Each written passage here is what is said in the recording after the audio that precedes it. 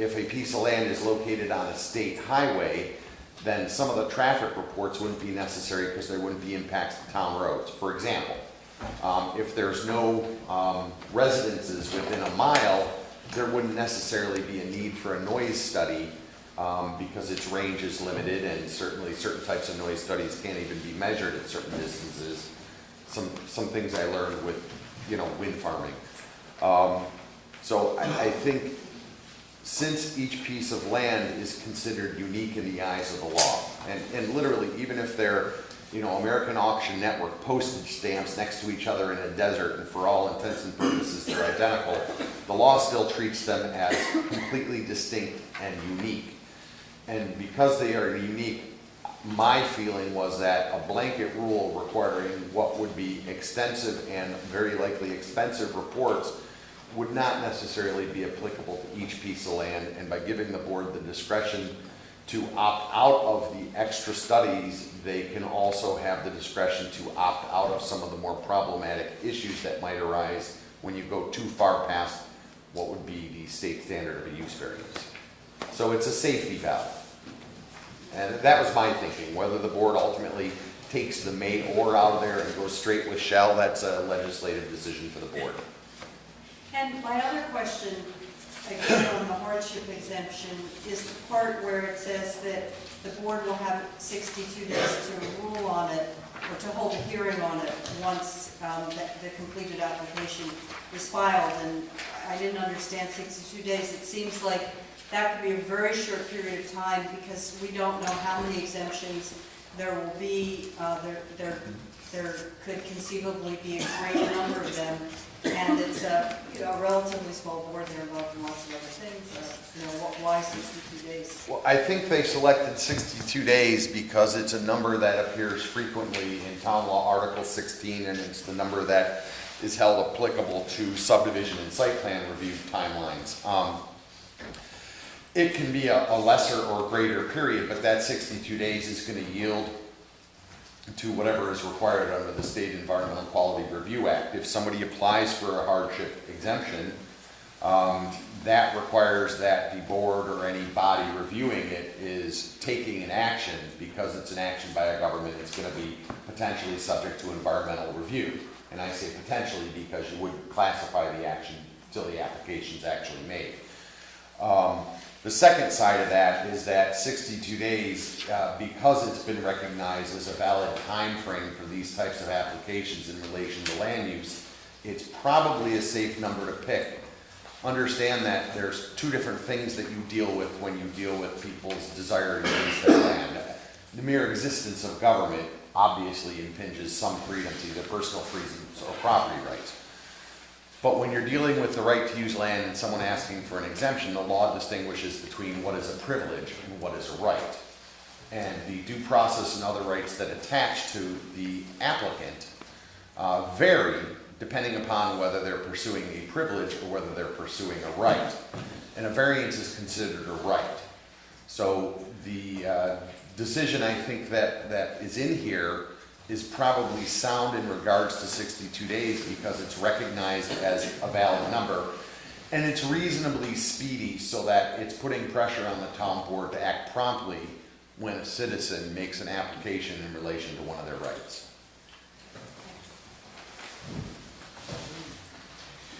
My name is David Pitcher. I live about a mile up the road here. I've been there for about 22 years. I happen to own contiguous lands, part in the town of Berkshire where I live, and if you cross the west branch of the Weagle Creek into the town of Caroline, you own lands over there as well. My question is, I read your moratorium and your ban language. I think under section 6 it says something to the effect that it's going to ban subsurface drilling, and the way I read that, it's the intent is to block it across town lines as well. So if drilling occurs in Tyler County, is it the town's intent to block it indeed from crossing the town line? And if that is the case, is that bit overreaching on the town's part? I don't know what the town's intent is, but as it is written, it would appear to create a mythological vertical wall on the town border. And it would say above and below this line to the top of the atmosphere in the middle of the earth, these activities shall not occur. in that regard, it's very akin to any other type of restriction on land uses, whether it's setbacks from property lines or whatever. They create a mythological line that extends down and up. Whether or not that's going to actually affect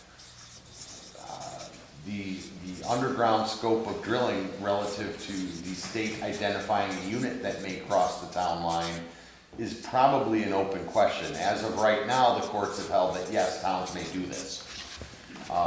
Some of the more complicated questions that attach to that question, I don't think have been looked at by the courts yet. They probably will. And as I think I've said before, I think the ultimate solution probably rests with the New York legislature. But as of right now, I think the intent is yes, the drill bit would have to stop at the town line, or it would have to make an underground turn and run along, but outside of the town line. And then the secondary question, of course, is how do you know where the drill bit is since it's 5,000 feet underground? There is an engineering process with 3D seismophones where they can actually pinpoint exactly where under the ground something is. The Cargill Salt Line uses it all the time, but again, another expensive engineering issue. But I don't want to speak for the board, but I think the intent was to stop at the town line and say, you know, not here.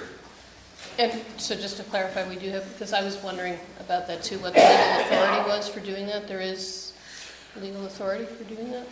Well, the legal authority rests in the municipal home rule law, the general police powers that counties and states and municipalities have, which are related to the 10th Amendment of the United States Constitution, and the Dryden and Middlefield cases. So far, they're pending appeal, one's pending re-argument, but so far the courts have held that, yes, as with extractive mining, such as coal or gravel, towns may determine whether it is permissible on a zone-by-zone basis, partially in a town, or impermissible within a town. So the towns have the freedom in relation to land use to determine whether it's completely banned, not banned, partially banned.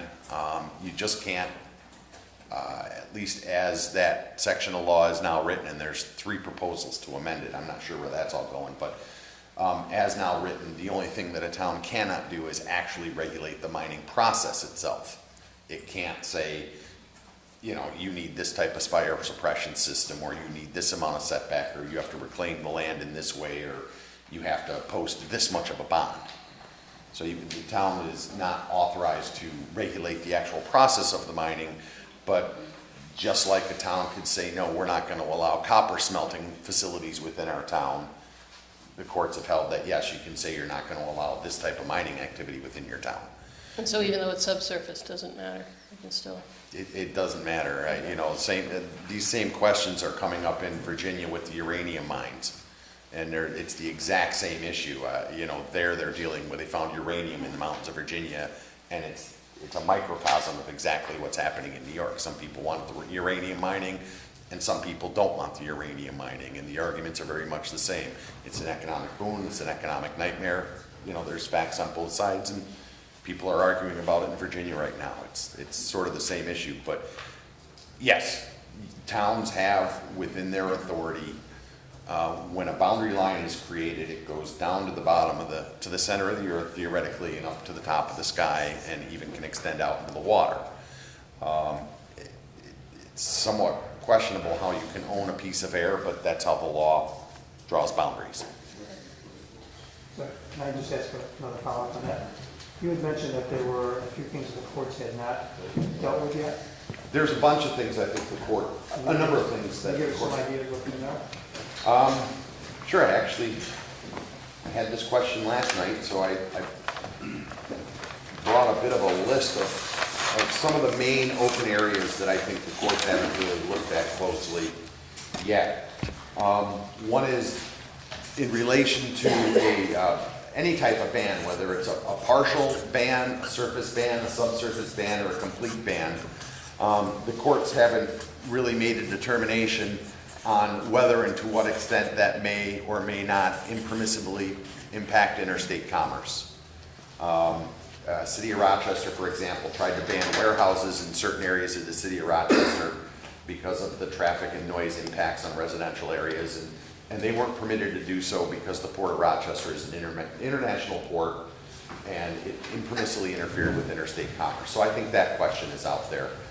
There are questions about whether and to what extent this may or may not be a partial or complete taking of some right attached to property.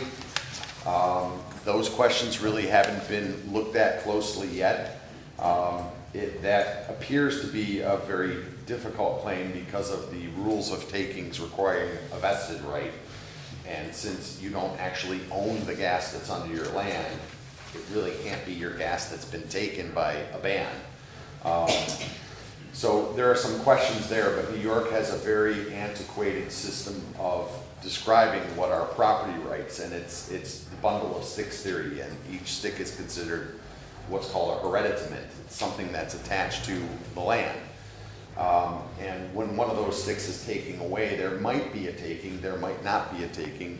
Most of the claims that are similar to this that have been brought previously haven't gone too far because it's not a vested right that's been taken. You don't have the right to use your land in whatever fashion you want, or to use it to extract whatever value you want out of what might be under it. But again, that question hasn't been answered in relation to natural gas drilling in New York State yet. Some of the other questions, I think the preemption question is still out there. The only preemption question that's been answered, at least preliminarily by the courts, is the interpretation of Environmental Conservation Law 23-0303 Subdivision 2, which was a near identical parallel to a similar provision in the Mined Land Reclamation Law, and the courts followed. They did exactly what they did with extractive mining. They interpreted it the same way, and they recognized, rightly or wrongly, depending upon where you get off the bus, but they recognized that all determinations by government have some incidental impact on land use, and the question is whether or not you're regulating the industry or whether you're regulating the use of land. That's on appeal, and everyone expects it to go to the Court of Appeals before that question may or may not ultimately be answered. And you know, none of these laws have been challenged on the grounds of whether they're reasonably or rationally related to the police power, and whether they're arbitrary or capricious. And those claims are always out there with a generic Article 78 type claim. Obviously, if it's adopted improperly, a municipality doesn't follow the municipal home rule law, then that would be another claim. Those are the big questions that are out there. In terms of the regulatory questions, what do the state regulations mean, and what is the room for a municipality or even a county, because there are a number of counties that have started doing this as well. Albany County, for example. But there are a number of questions of what about the issues that the state does not regulate as mining, but nonetheless occur with this type of process.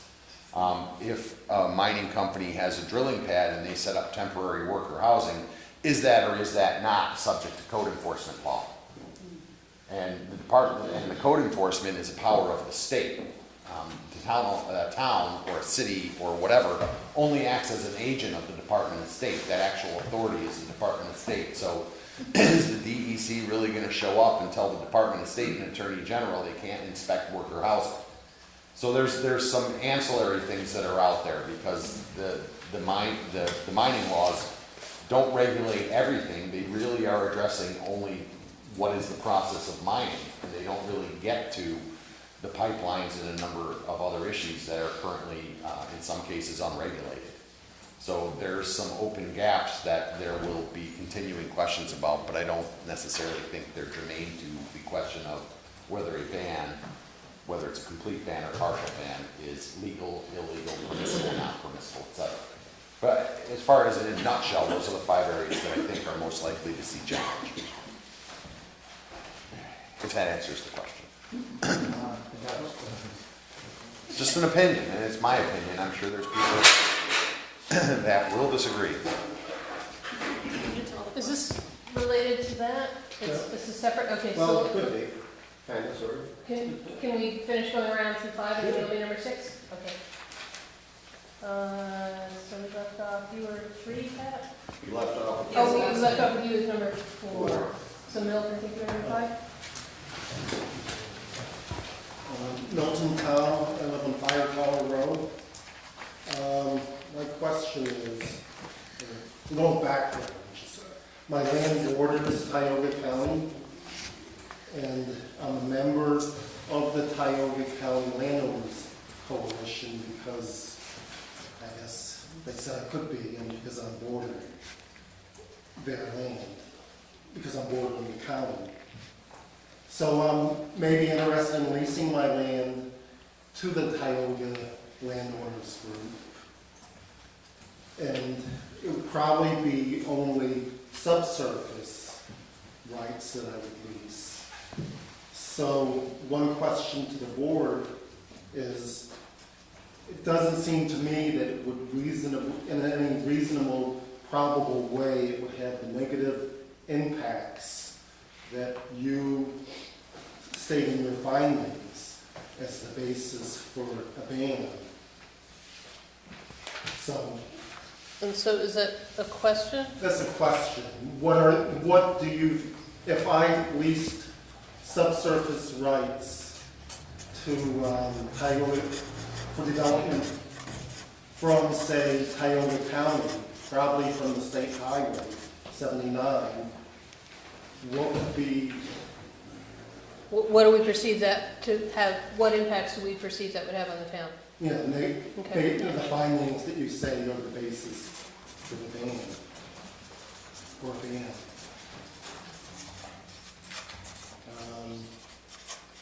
Another question, this is maybe for Guy.